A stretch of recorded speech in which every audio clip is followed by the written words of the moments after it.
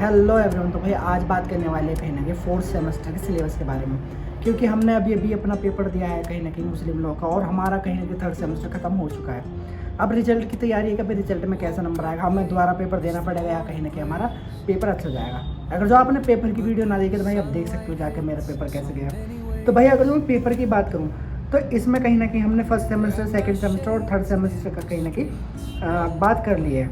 अब बात करने वाले हैं कहीं ना कहीं फोर्थ सेमेस्टर की, जिसमें सबसे पहला पेपर है कंपनी लॉ, दूसरा पेपर है लेबर एंड इंडस्ट्रीज लॉ, तीसरा पेपर है इन्वायरमेंटल लॉ, और चौथा पेपर जो है उसमें आपको 3 ऑप्शन दिए गए हैं। जैसे कि इसमें क्रिमिनोलॉजी और पैरोलॉजी, ये पहला सब्जेक्ट हो जाता है जिसे आपको चुनना है। दूसरा सब्जेक्ट है इसमें law of the trust, equality and federalist relations, यानी इसमें आपको लॉ के बारे में सीखना है, इक्वलिटी के बारे में सीखना है, फेडरल रिलेशन के बारे में सीखना है। फिर इसमें अगला जो आता है वो आता है banking of law including negotiable installment act, यानी इसमें आपको 3 चीज़ें हैं, या तो आप बैंकिंग में जा सकते हो या क्रिमिनोलॉजी में जा सकते हो, या आप कहीं ना कहीं एक लॉ का ट्रस्ट के बारे में पढ़ सकते हो और इसमें रिलेशन के बारे में जान सकते हो। तो ये है कहीं ना कहीं आपका चौथा। अब इसमें अगर मैं 5वें सब्जेक्ट की बात करूँ तो arbitration, conciliation and the alternative dispute resolve, और ये कहीं ना कहीं प्रैक्टिकल ट्रेनिंग है, यानी इसमें आपको एक प्रैक्टिकल पेपर देना है इसमें, तो वो है कहीं ना कहीं। अब इसके नीचे एक नोट दिया हुआ है, जैसे कि आप देख सकते हो K007 entitle arbitration, conciliation and the alternative dispute resolve practical paper, यानी इसमें ये बताया गया है कि एक प्रैक्टिकल पेपर है। इसके बारे में विस्तार से बात करेंगे। अब देख लेते हैं हम इसके चैप्टर्स क्या हैं। तो इसके अगर तो मैं चैप्टर्स की बात करूँ तो इसमें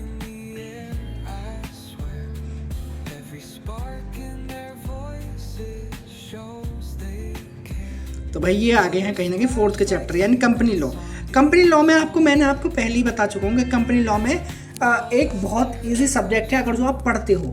कंपनी लॉ के बारे में अगर मैं इजीली बात करूँ तो कंपनी लॉ में आपको क्या क्या देखने को मिल जाता है, हिस्ट्री, लेजिस्लेशन कैसे है, मतलब इसमें कंपनी के क्या रोल्स होते हैं, कंपनी को कैसे कंपनी एक स्थापित होती है, उसको क्या क्या चीज़ें देखनी होती है, काइंड्स ऑफ कंपनी कितनी तरह की होती हैं, और कंपनी जो पर्सनैलिटीज़ है, लीगल्स ऑफ द वेल्स क्या है, मतलब इसमें चीज़ें बहुत सारी देखनी, प्रमोशन ऑफ कंपनीज क्या है, और जो कंपनीज का मेमोरेंडम होता है और आर्टिकल ऑफ एसोसिएशन होता है उसके बारे में पढ़ना, और कॉर्पोरेशन कैपिटल के बारे में, और कहीं ना कहीं आपको पढ़ना है कंपनी मैनेजमेंट एंड एडमिनिस्ट्रेशन, और वाइंड अप क्या होता है। वाइंड अप के मतलब होता है कि कंपनी खत्म कैसे की जा सकती है, उसके बारे में। इसके नीचे एक नोट भी दिया है, all about the topic shall be discuss as the per provision of the recent company act, यानी जो रिसेंट कंपनी एक्ट हुआ है उसके हिसाब से कंपनी एक्ट पढ़ना है, ठीक है। इसमें कुछ रिकमेंडेड बुक भी दे रखे हैं जो आप देख सकते हो।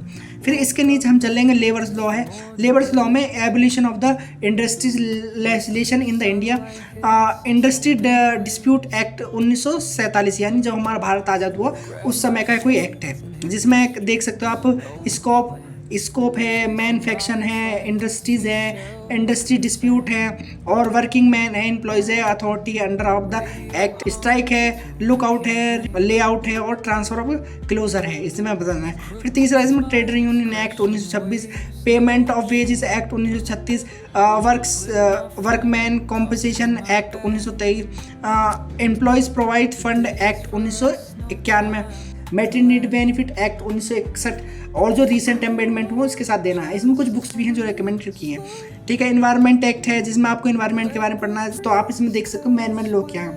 जगह इसमें है the environment act protection act जो है 1986, एयर एक्ट है जो प्रोटेक्शन और द कंट्रोल ऑफ पॉल्यूशन का है 1981, और वाटर एक्ट, और जो फॉरेन एक्ट है 1927, इसके बारे में पढ़ना था। Pollution act, public trust and ऐसा कुछ है, मतलब इसमें आपको 4 चैप्टर पढ़ने हैं जो कि अंदर है। यू पेपर भी कहीं ना कहीं आपका बहुत ईजी होने वाला है। अब इसमें कुछ चीज़ें हैं जो दी गई हैं, आप देख सकते हो। फिर इसके बाद हमें क्रिमिनोलॉजी का पेपर कैसा आने वाला है। तो क्रिमिनोलॉजी के कुछ चैप्टर हैं जो आप देख सकते हो। क्रिमिनोलॉजी है, स्पेसिफिक क्राइम है, पेनोलॉजी है, और कहीं ना alternative of the imprisons, alternatives of imprisons, इसमें भी कुछ बुक्स दी गई हैं।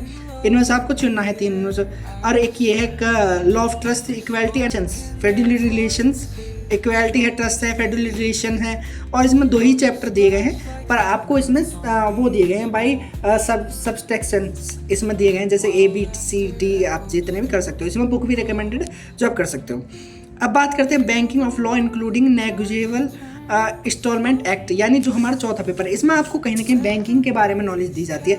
बैंकिंग किस तरह से होती है, बैंकिंग में क्या क्या चीज़ें होती है, और ये भी कहीं ना कहीं आपका एक आपको ऑप्शनल में मिलता है जो आपको चुनना होता है। तो इसमें बैंकिंग के बारे में सारा कुछ दिया हुआ है, जैसे इसमें बैंकिंग कंपनी एक्ट 1949 के बारे में आपको पढ़ना है, तो ये भी कहीं ना कहीं हम पढ़ेंगे, अगर जो हम वीडियो डालेंगे इसके बारे में पढ़ेंगे। इसमें कुछ रिकमेंडेड बुक हैं जो आप देख सकते हो। अब बात करते हैं arbitration, conciliation and the alternative dispute resolve.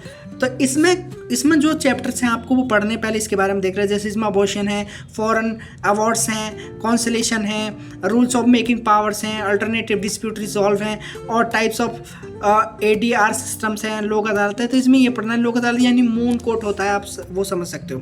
अब इसमें जो है कोर्स के बारे में जो बताया गया है, इसमें कोर्स के बारे में देखते हैं कोर्स के बारे में क्या है। मेनली जो चीज़ है मैं आपको वो बता देता हूँ पहले। मेनली जो चीज़ है इसमें मेनली है कि भाई आपको कहीं ना कहीं, जैसे आपने अभी 3rd सेमेस्टर में देखा होगा कि हमारा जो पेपर आया legal ethics accountability and lawyer bar bench relation, जो कि ऐसा पेपर आया था, उसमें कहीं ना कहीं 50 नंबर का पेपर हुआ था और 20 नंबर कहीं ना कहीं फाइल थी, और 30 नंबर का कहीं ना कहीं 20 नंबर कहीं ना कहीं एग्जामिनर था और 30 नंबर की हमारी कहीं ना कहीं फाइल थी।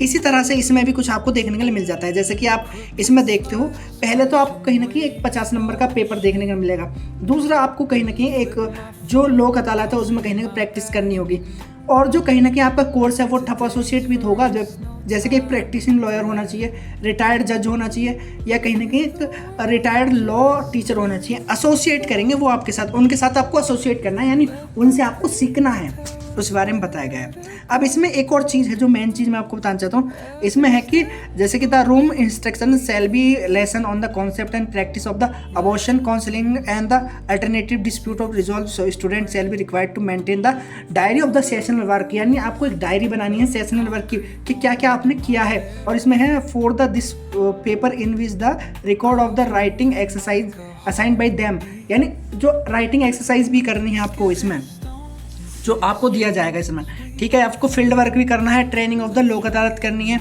ऑर्गेनाइज्ड ये ऑर्गेनाइज होगा आपके कॉलेज के द्वारा या आपकी यूनिवर्सिटी के द्वारा, और इसमें कैरी आउट 100 मार्क्स हैं, और जिसमें सेशनल डायरी के जो मार्क्स हैं वो केवल 20 हैं, वही सेशनल डायरी के मार्क्स आप बना सकते हो। Are assigned by the legal field work, यानी लीगल फील्ड वर्क में आप कैसा करते हो, या आपके जो सब्जेक्ट टीचर हैं वो सुपरवाइज करेंगे आपको, और during the session such field work will evaluated by the consensus of board of examination, internal and external examiner. तो इसमें देखा जाएगा इंटरनल के द्वारा भी और एक्सटर्नल के द्वारा भी। और वाइवा जो है कहीं ना कहीं आपका वो 10 नंबर का किया जाएगा। इसमें वाइवा आप देख सकते हो 10 नंबर का मार्क्स है इसमें, वाइवोस विल बी कैरियर 10 नंबर। तो भाई ये थे आज के conscience of board of examination, internal and external examiner. तो इसमें देखा जाएगा इंटरनल के द्वारा भी और एक्सटर्नल के द्वारा भी। और वाइवा जो है कहीं ना कहीं आपका वो 10 नंबर का किया जाएगा। इसमें वाइवा आप देख सकते हो 10 नंबर का मार्क्स है इसमें, वाइवोस विल बी कैरियर 10 नंबर। तो भाई ये थे आज के, देखते हैं कि हमारा सिलेबस कैसा है। सिलेबस इस तरह से आना है 4th सेमेस्टर में। तो आपको सिलेबस कैसा लगा, और भाई आप लाइक कर सकते हो, कमेंट कर सकते हो, और हमें मोटिवेट कर सकते हो कि हम आगे भी इन चैप्टरों पर वीडियो बनाएं जो कि आपको कहीं ना कहीं हेल्प करे आपके 4th सेमेस्टर को निकालने में। Thank you so much for watching.